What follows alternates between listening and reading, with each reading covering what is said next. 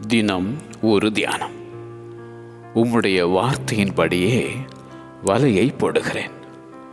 லூக்கா எழுதின சுவிசேஷம் அதிகாரம் 5 வசனம் 5.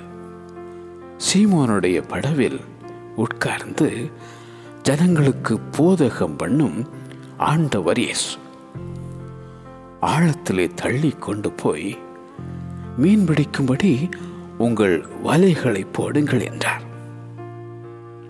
முழுதும் நாங்கள் பிரயாசப்பட்டும் ஒன்றும் அகப்படவில்லை. ஆகிலும் உம்முடைய வார்த்தையின்படியே வலையை போடுகிறேன் என்ற அந்த சீமோன் பேதுரு கீழ்ப்படிந்தான். வலை கிழிந்து போகத்தக்கதான மிகுதியான மீன்கள்.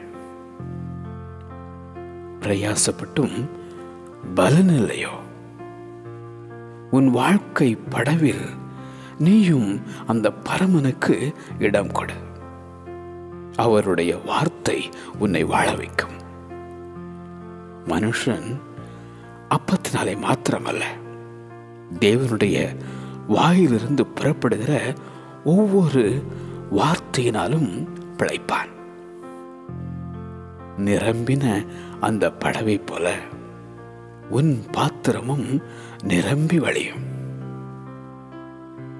விசுவாசி, வாழ்வு பெறுவாய். உம்முடைய வார்த்தையின்படியே வலையை போடுகிறேன்.